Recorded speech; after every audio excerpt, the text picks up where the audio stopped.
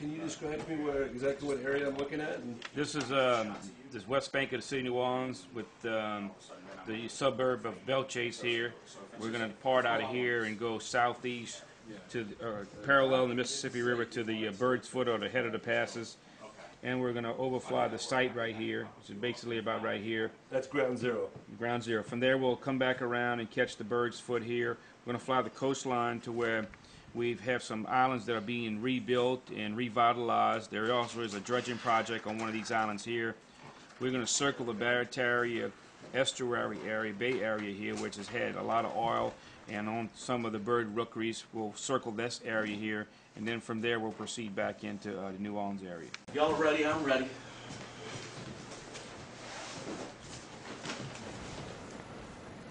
You know, I think it's important to get a first-hand look at what's happening, and I'd like to see what the blowout looks like now, the site of the blowout. I was there a few weeks ago, and it was bad then. I also want to see what it looks like around Grand Isle, which seems to be the place in the Gulf that's hit worst right now.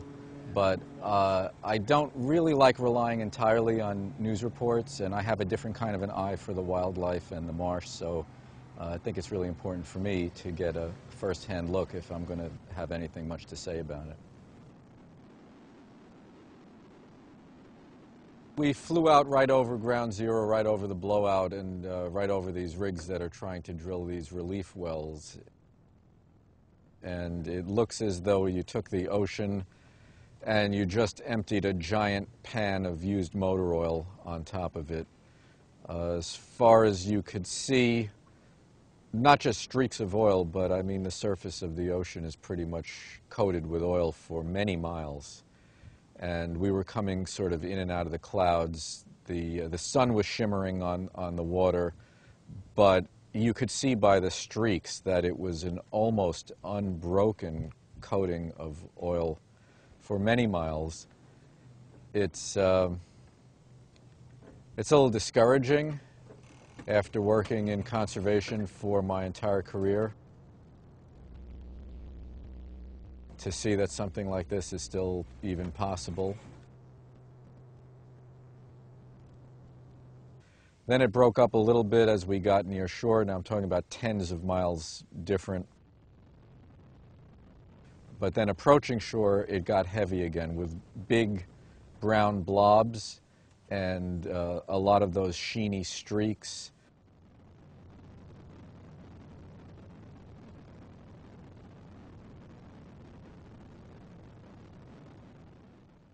From my perspective, just operating the camera, I saw these big, what appeared to be plumes of oil, huge. Mm-hmm. Can you tell me, what were those? The things that look like big plumes of oil are big plumes of oil, and they, the oil is at different densities. There are some really thick blobs that are like the consistency of peanut butter. But then there are these thick anacondas of oil that are also snaking their way across the surface. And then surrounding all of that is much thinner oil. Partly it's just the thick oil is breaking up, partly it's that the currents and the wind are coagulating some of the oil. So it's not just an even mat. There are certainly places where it's much thicker and other places where it's much lighter. And those places look different. They have different coloration to them, so that's how you can see. The idea that there are not plumes of oil below the surface is patently absurd because the dispersant is exactly designed to keep the oil below the surface.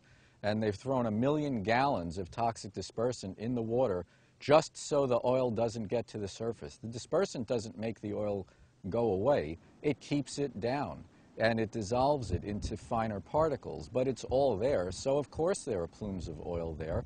The independent scientists have detected it. The government has confirmed it. And BP's denial is simply dishonest. Their strategy has been keep the oil below the surface, and now they're trying to say there isn't any oil below the surface. And then right along the beach, a dark band of really, really dirty water. In fact, a lot of it looked like it was more oil than water in a ribbon along the shore at Grand Isle, Louisiana, where we are now. I think it's really important to think about what it means in the big picture. We've had for 30 years a culture of deregulation, a culture that seems to devalue the idea that government is here to protect the interests of most of us from the narrower, more immediate interests of just a few people, like the big oil companies that are mostly concerned with their profit. And we've had very lax oversight. There was obviously no plan, no preparedness.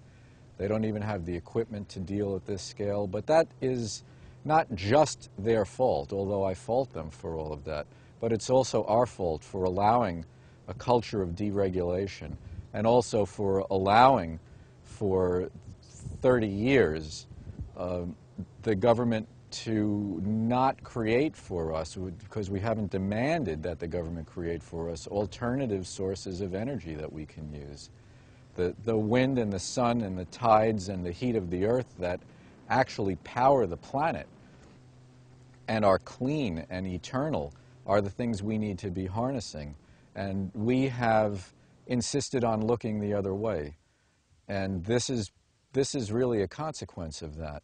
So while I do blame them and I do fault them for their lack of preparedness and for trying to hurry it up and for being concerned only about their profits, in a sense, in a very real sense, we've really allowed this to happen.